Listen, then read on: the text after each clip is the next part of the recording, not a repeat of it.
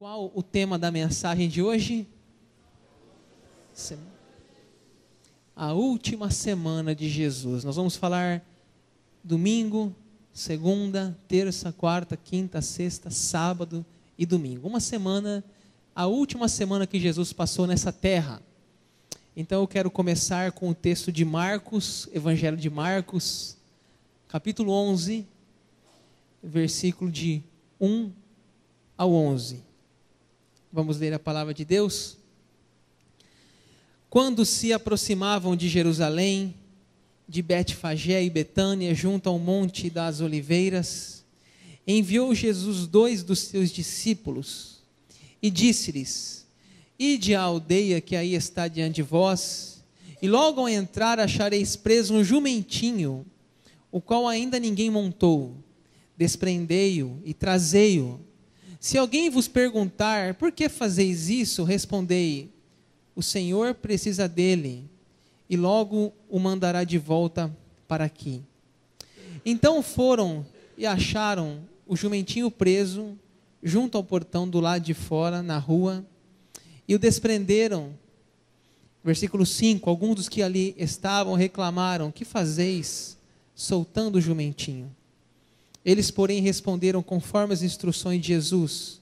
Então os deixaram ir.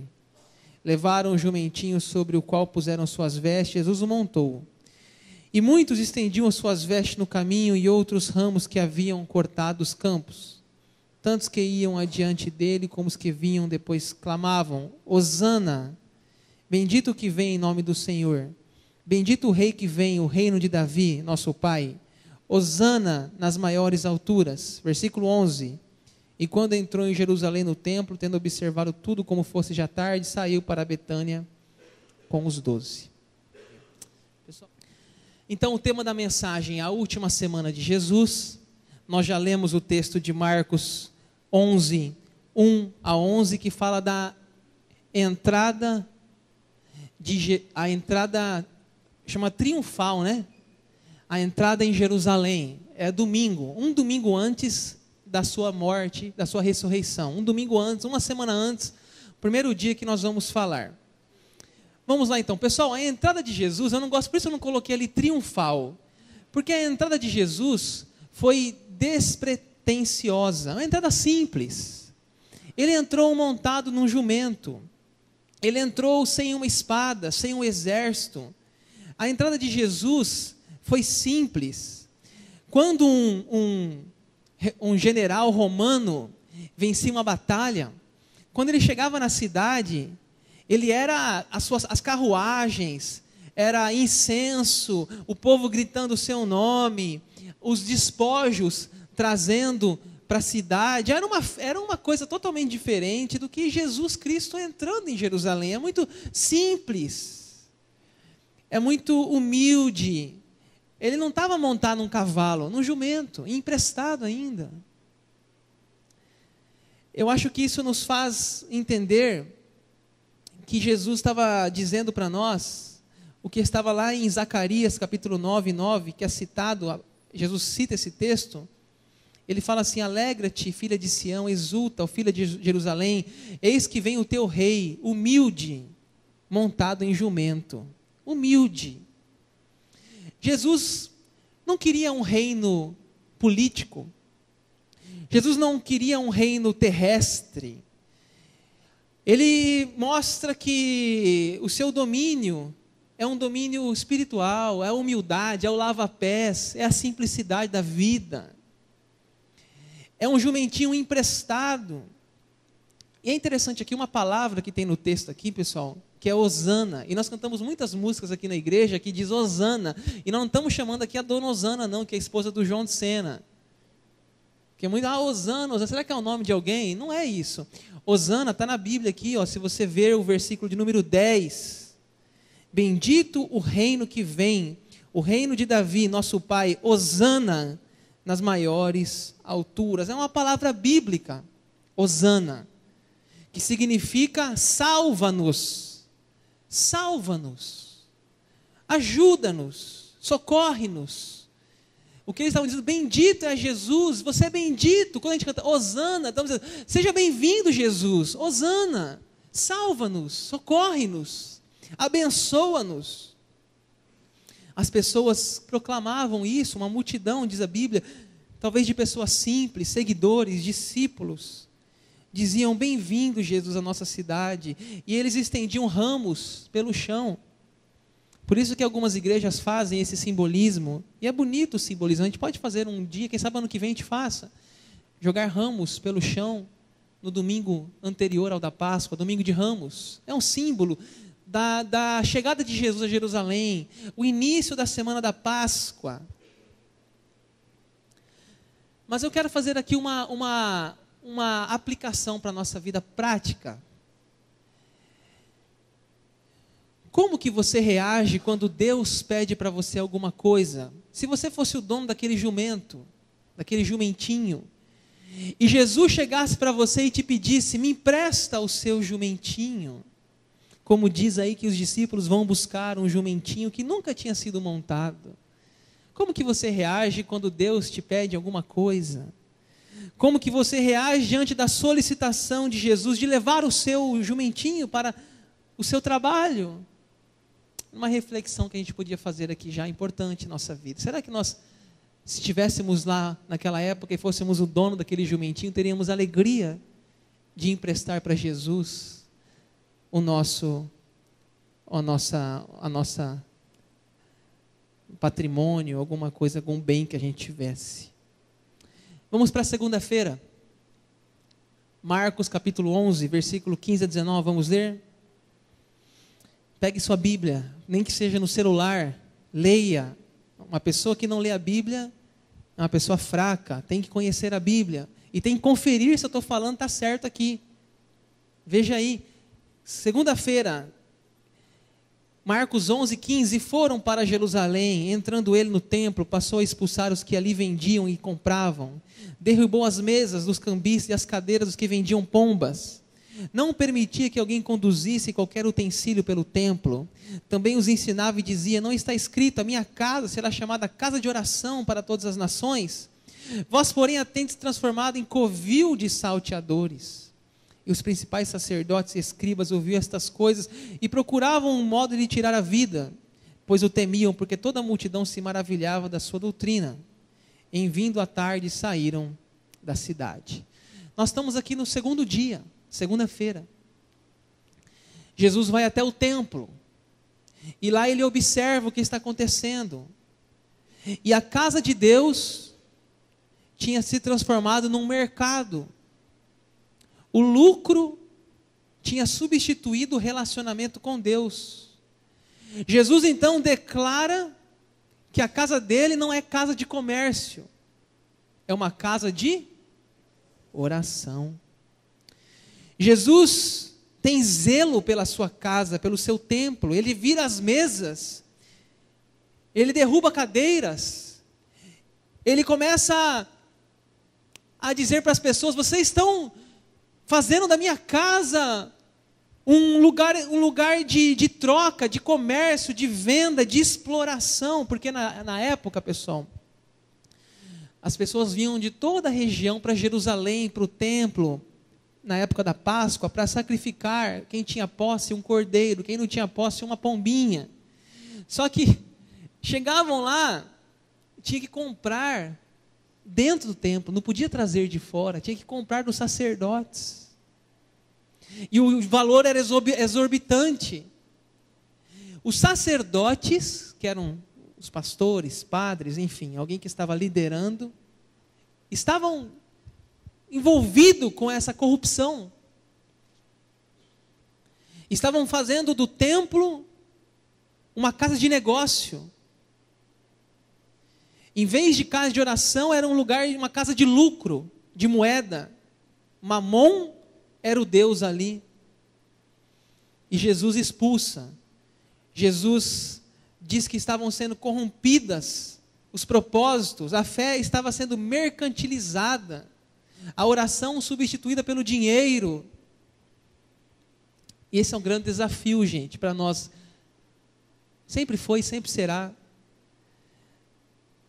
Nós precisamos do dinheiro, sim. A igreja precisa de dinheiro porque a igreja tem funcionários, a igreja tem energia elétrica, a igreja tem ar-condicionado, tem o templo, a manutenção, tem muitas coisas. Só que a igreja, o propósito da igreja não é dinheiro, não é. São vidas, são pessoas, não coisas. Coisas passam. É gente. E é triste que a gente vê hoje em dia igrejas envergonhando, porque só falam de dinheiro, dinheiro, é venda disso, venda daquilo. E envergonha a igreja. Envergonha. E é triste porque o que acontecia, parece no passado, acontece ainda hoje. Sacerdotes visando só lucro, só dinheiro, envergonha a casa de Deus, que é uma casa de oração. Vamos para a terça-feira.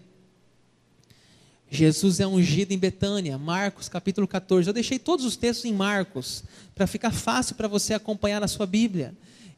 Você sabe que existem na Bíblia 4 evangelhos, e os 4 evangelhos quase todos falam os mesmos textos.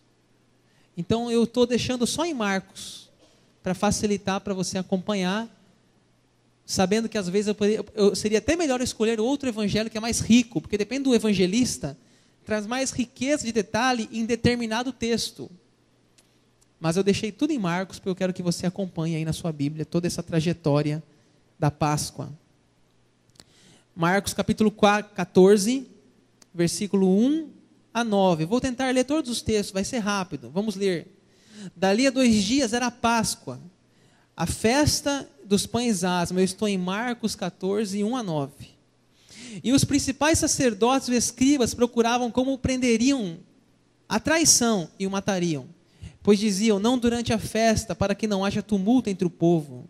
Estando ele em Betânia, reclinado à mesa, em casa de Simão, o leproso, veio uma mulher trazendo um vaso de alabastro, com um precioso perfume de nardo puro, e quebrando o alabastro, derrubou o bálsamo sobre a cabeça de Jesus. Indignaram-se alguns entre si e diziam, para que este desperdício de bálsamo? Versículo 5, porque este perfume poderia ser vendido por mais de 300 denários e dar-se aos pobres. E murmuravam contra ela. Mas Jesus disse, deixai-a, porque a molestais. Ela praticou boa ação para comigo, porque os pobres sempre o tendes convosco, e quando quiserdes, podeis fazer-lhes bem, mas a mim nem sempre me tendes. Ela fez o que pôde, antecipou-se a ungir-me para a sepultura. Em verdade vos digo, onde for pregado em todo o mundo o evangelho, será também contado o que ela fez para a memória sua. Gente, nós temos mais um texto aqui, onde Maria, nem Marcos nem Mateus informam o nome dela, mas João, capítulo 12, diz que o nome dela era Maria, Maria de Betânia, possivelmente irmã de Marta e Lázaro. Jesus está numa casa, está na casa de Simão, o leproso, participando de um jantar. Esse homem não é mais leproso, porque se ele fosse leproso, ele não podia oferecer um jantar, estava excluído. Possivelmente Jesus curou esse homem da lepra, e agora ele oferece um jantar a Jesus de gratidão, feliz, porque esse homem foi reinserido na sociedade. E quando Jesus está naquela casa, chega uma mulher, a Maria, e ela, num gesto de gratidão, ela quebra o alabastro, e ela derrama esse precioso perfume sobre a cabeça de Jesus. Nessa época, gente, um perfume é muito caro, não é que nem hoje você vai no Boticário, vai não sei aonde, não sei que loja, você paga baratinho no perfume, não. Aquela época era muito difícil, era algo muito peculiar, muito difícil de fazer, valia muito dinheiro. O gesto dela é um gesto de muito significado, pelo valor que está naquele perfume. Ela entrega sacrificalmente aquele perfume, muito dinheiro. Judas avaliou esse perfume lá em João capítulo 12 em 300 denários. Gente, um denário era um dia de trabalho. 300 denários era praticamente um ano de trabalho. Você imagina o que você ganha em um ano. Você entregar ele na cabeça de Jesus num ato de adoração. Era muito dinheiro para aquela mulher. E Judas, vocês sabem que Judas tinha fraqueza nessa área, ele se escandaliza, ele fala, mas por que desperdiçar. Mas, gente, que desperdício! Jesus Cristo estava sendo ungido para a sua morte. Judas, por que não deu para os pobres? Jesus falou, pobre? O pobre vocês podem fazer sempre uma boa ação, mas eu estou na última semana com vocês. Judas foi muito infeliz nessa sua fala. Ela demonstrou amor generoso. Ela ungiu Jesus para a sepultura. E ela foi elogiada, porque Jesus falou, o que ela fez será contado por todas as gerações. E nós estamos contando aqui, depois de 2000 anos, estamos contando o que essa mulher fez, por amor a Jesus. Quarta-feira, vamos entrar agora no Judas. Marcos, capítulo 14, versículos 10 e 11. Veja na sua Bíblia aí. Marcos 14, 10 e 11. E Judas Iscariotes, um dos 12, foi ter com os principais sacerdotes para lhes entregar Jesus. Eles, ouvindo, alegraram-se e lhe prometeram dinheiro. Nesse meio tempo, buscava ele uma boa ocasião para o entregar. Você conhece a história de Judas Iscariotes, um dos 12 discípulos. Andou com Jesus, viu os milagres de Jesus, foi escolhido como um discípulo, mas perdeu a sua maior oportunidade da sua vida. Deixou o seu nome de forma negra, é triste na história, porque quando você não, eu não sei aqui, mas quem tem coragem de colocar o nome de filho de Judas? Eu não vi nem Pitbull chamando Judas, gente. Quem tem coragem de colocar o nome de filho de Judas? Deixou essa mancha na história, seu nome. E o nome de Judas é tão lindo, o nome de Judas significa louvor. Se Judas tivesse tido uma outra história com Cristo, talvez muitos aqui chamariam Judas. Como chamam Mateus, chamam Lucas, chamam Marcos, chamam João. É triste que Judas vendeu o seu mestre, recebeu um dinheiro. E olha uma curiosidade, o valor que Judas ganhou, em torno de 30 denários, 30. A mulher ganhou, 300, ou seja, 1/10 do valor, 1/10. Ele criticou a mulher por ter oferecido a Jesus 300 denários, e ele vendeu Jesus por 30. Por isso que o dinheiro, ele é um péssimo dono da gente, né? Se você deixar o dinheiro ser o seu dono, ele te escraviza, te deixa uma pessoa muito fria. O dinheiro é um ótimo escravo, um péssimo senhor. Quinta-feira,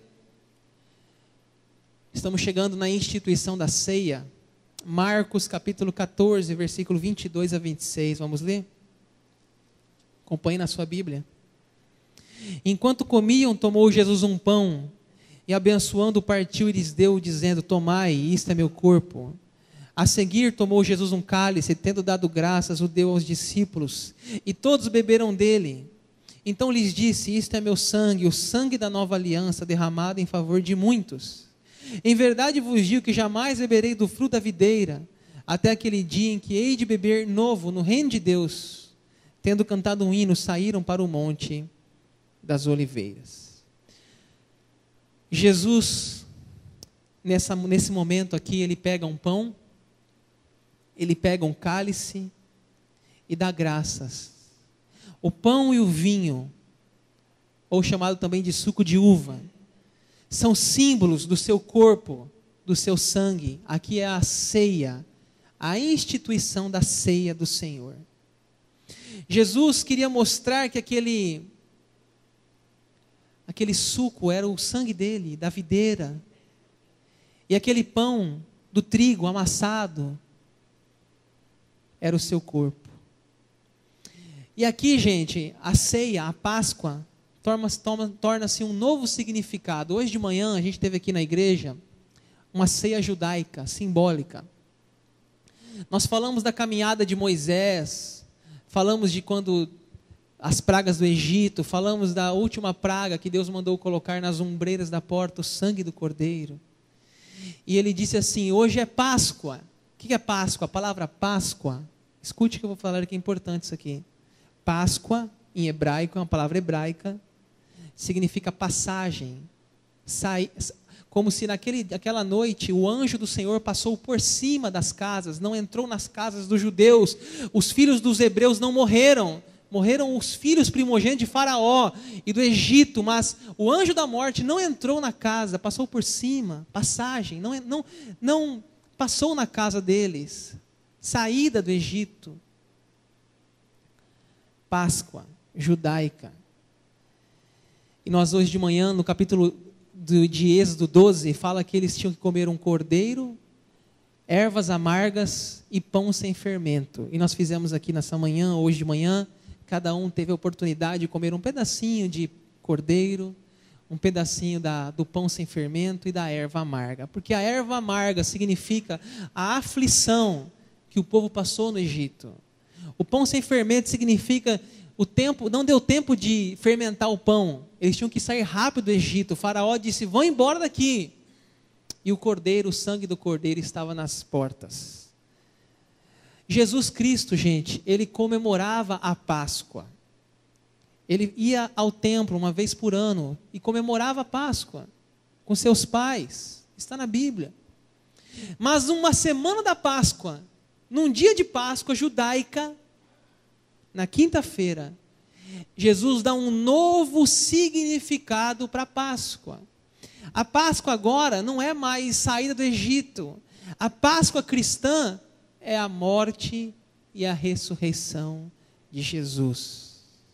É o pão e o suco de uva. É a ceia. Não mais precisamos fazer todos os meses ervas amargas. Não precisamos mais do cordeiro. Não precisamos mais do pão. Não, agora é o pão e o cálice. É a ceia de Jesus. A gente faz uma vez por ano para lembrar dos judeus, da tradição do Antigo Testamento, enfim, mas agora é a ceia cristã. Então eu espero que você entenda o que é a Páscoa. Jesus está lá com seus discípulos, está sentado na mesa, eles estão celebrando a Páscoa judaica. E Jesus então toma o vinho, o pão e diz: olha, façam isto em memória de mim. Este é meu corpo, este é meu sangue, façam isto em memória de mim. Nessa noite de quinta-feira vai ter o lava-pés, aquela cena tão linda, onde Jesus se agacha, pega uma toalha, pega uma bacia, começa a lavar os pés dos discípulos, dizendo: olha, eu sou mestre, estou fazendo isso, vocês façam também. Quem quer ser líder, seja o servo. Uma noite maravilhosa. Judas está na mesa ali com Jesus. Gente, a mesa para uma pessoa oriental significa paz, fraternidade, relacionamento. A comunhão à mesa para Jesus tinha muito significado, e o Judas está ali. Judas está desfrutando da presença de Jesus. Jesus lavou os pés de Judas também. E Jesus fala: tem um traidor entre nós. Tem um traidor. E os discípulos começam: por acaso sou eu, Jesus? Por acaso sou eu? E você sabe a história que Judas fica ali meio escondido. Jesus fala para ele: vai e faz o que você tem que fazer, Judas. Ele sai. E eles vão Jesus sai depois, agora só 11 discípulos, Judas já não está mais no grupo. Eles vão para um lugar chamado Jardim do Getsêmani. E lá no Jardim do Getsêmani, eu não vou ler o texto, está no capítulo 14, versículo 32 a 42. Se você olhar na sua Bíblia, Marcos 14, 32 a 42, está lá Jesus no Getsêmani. Jesus vai para um lugar à noite, um lugar assim, bastante natureza. Até hoje está preservado lá em Jerusalém, o Jardim do Getsêmani. Um lugar bucólico, calmo, a lua, o vento, tranquilo. Jesus vai com seus 11 discípulos, Judas não está. Chega num momento Jesus só fica com 3. E Jesus fala: orem comigo, vamos orar, a minha alma está triste. Ele se ajoelha, ele agoniza, ele chora. Chega a dizer o Evangelho de Lucas que ele chora sangue, porque ele vê o que ele está imaginando que vai passar daqui a 1 dia, 2 dias. Não, um dia não, no outro dia, sexta-feira, o que ele vai passar na madrugada seguinte.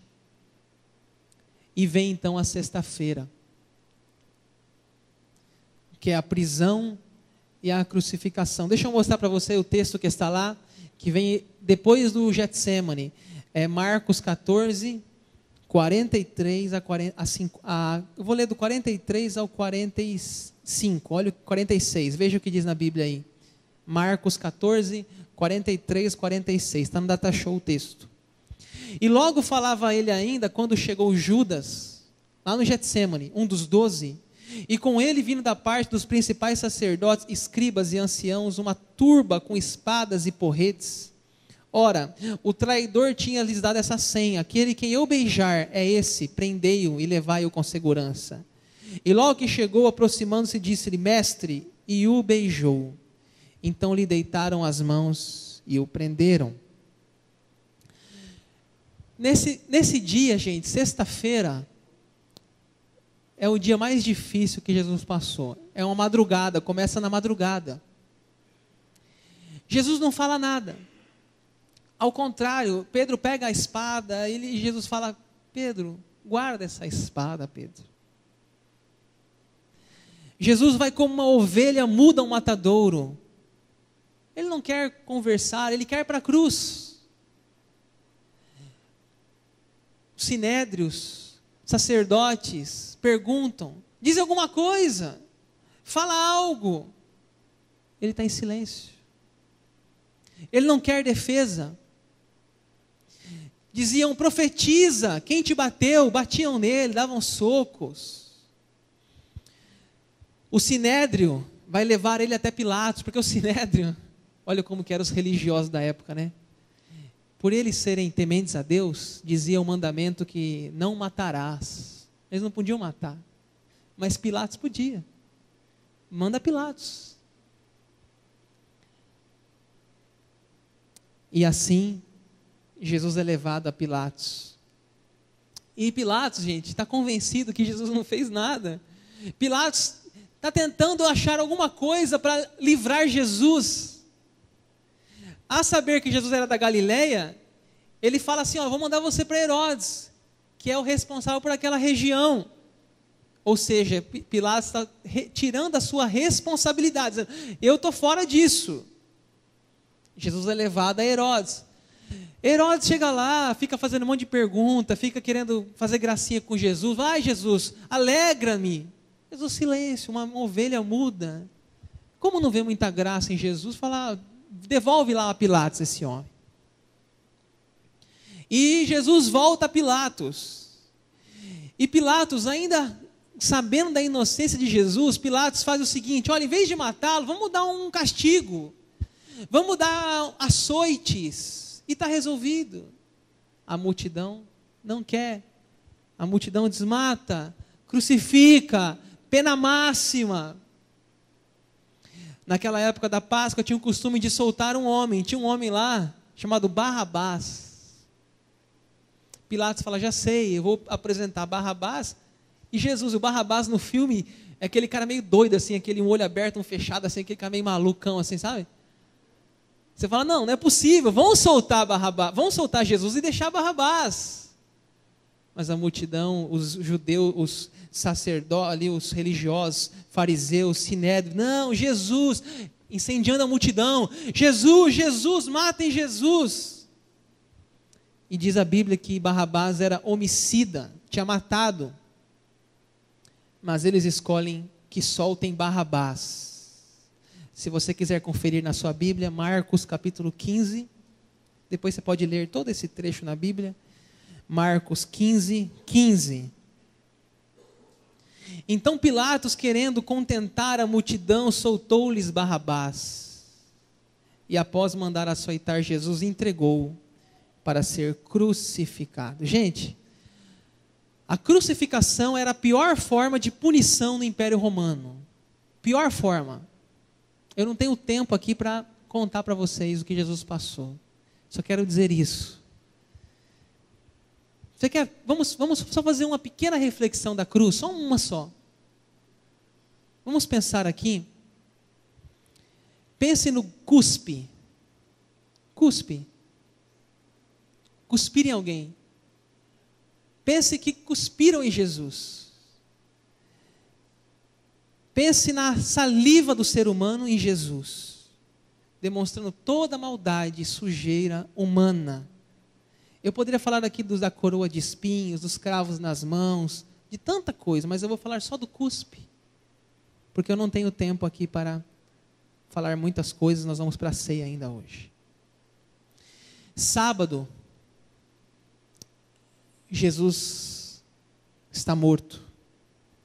Vamos ver aí Marcos 15, 42 a 47. Ao cair da tarde, por ser dia de preparação, isto é, véspera do sábado, vindo José de Arimateia, ilustre membro do Sinédrio, que também esperava o reino de Deus, dirigiu-se resolutamente a Pilatos, interessante essa palavra aqui, resolutamente a Pilatos, e pediu o corpo de Jesus. Mas Pilatos admirou-se de que ele já tivesse morrido. E tendo chamado o centurião, perguntou-lhe se havia muito que morrera. Após certificar-se pela informação do comandante, cedeu o corpo a José. Este, baixando o corpo da cruz, envolveu-o num lençol que comprara e o depositou em um túmulo que tinha sido aberto numa rocha. E rolou uma pedra para a entrada do túmulo. Ora, Maria Madalena e Maria, mãe de Jesus, observaram onde ele foi posto. Gente, pela lei romana, quando uma pessoa tinha morte da cruz, porque diz a Bíblia no Antigo Testamento que maldito aquele pendurado no madeiro. Os crimes eram terríveis. O crime de Jesus estava escrito porque em cima da cruz tinha uma frase que dizia qual era o crime da pessoa. Homicida, alguma coisa. Jesus estava escrito assim, o rei dos judeus. Esse era o crime dele, porque ele se dizia que era o rei dos judeus. Então, pela lei romana, a pessoa que morria numa cruz não tinha direito a nada, nenhum túmulo. Os corpos eram abandonados, apodreciam na cruz. Mas um homem chamado José de Arimateia, está escrito na Bíblia o nome desse homem. Ele era um homem que fazia parte do Sinédrio, mas que discordou daquele movimento de crucificar Jesus. Ele era um homem rico e diz a Bíblia que esperava o reino de Deus. E aquele homem quer dar um enterro digno a Jesus. Ele compra um lençol novo, limpo. Ele compra um local, um túmulo. E ele tira o corpo de Jesus daquela cruz. Ele enrola no lençol e guarda o corpo de Jesus. Dá um enterro digno, honra. Aquele corpo de Jesus estava frio, ensanguentado, estava morto. Mas José de Arimateia dá um túmulo, dá um velório digno. Nós estamos no sábado. Um sábado triste. Triste porque silêncio, né? Jesus está morto. Um sábado de perguntas, os discípulos abandonaram. Interessante, gente, você percebeu que nenhum discípulo foi tirar o corpo de Jesus de lá? Talvez porque não tinham recurso financeiro, talvez porque ficaram assustados com a morte de Jesus, talvez porque não esperavam a morte de Jesus. Pedro voltou a pescar, Judas abandonou, Pedro negou. E tem mais uma aplicação aqui que eu acho interessante para você pensar. Olha, talvez você está vivendo na sua vida um sábado de luto, um sábado difícil. E a gente acha que Deus não está fazendo nada, que Deus está em silêncio.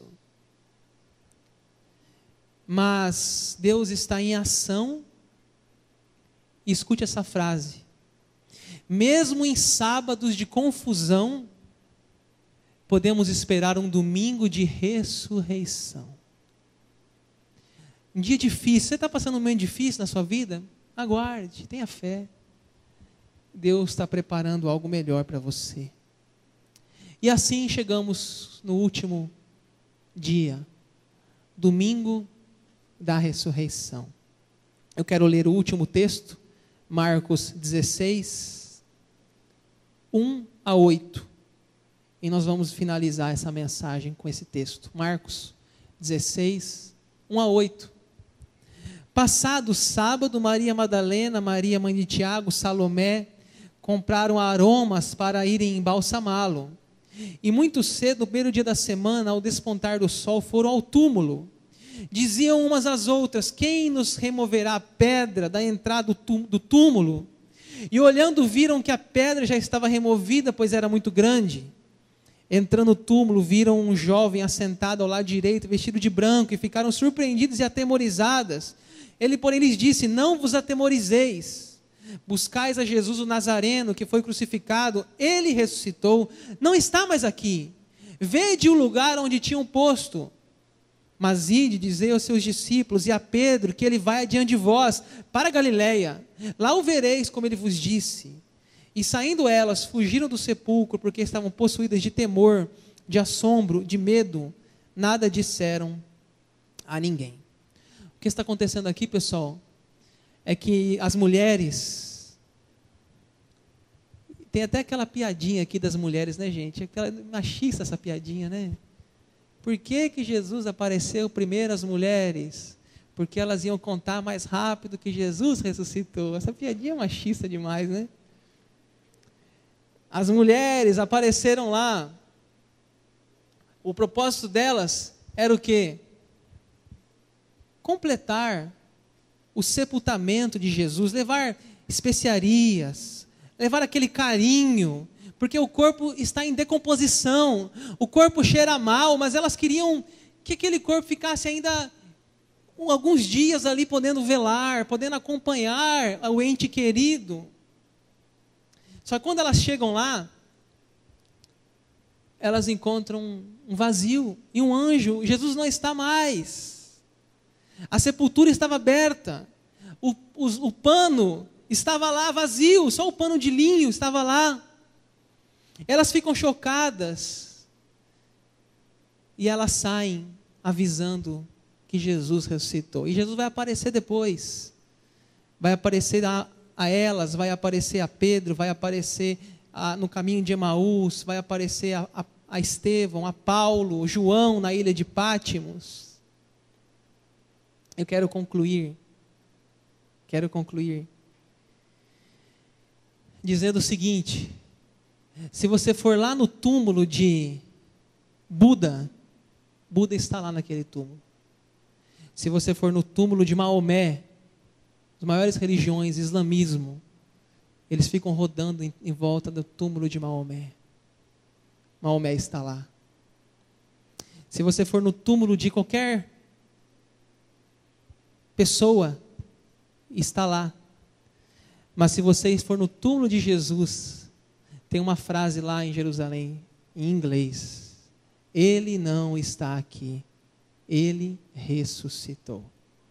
Ele não está aqui. E eu gosto dessa imagem. Tirem o crucificado da cruz. Jesus não está mais lá. Jesus não está lá. Interessante que o professor Vittoriano Grossi diz que essa imagem de Jesus crucificado não era encontrada até a primeira metade do 5º século. A igreja primitiva não tinha uma imagem de um Cristo morto, não. Era o símbolo da cruz vazia. E se você quiser usar uma cruz, um crucifixo, use esse. A cruz vazada. Ele não está lá. Ele saiu daquela cruz. Ele está vivo. Podemos aplaudir o nome de Jesus? Ele está vivo. Não está lá. Não está lá. Se alguém encontrar esse crucifixo, como chama esse negócio aí? Pingente aí, quiser me dar de presente, eu agradeço. Olha que lindo. É a cruz vazada, gente. Ele está vivo. Ele está vivo.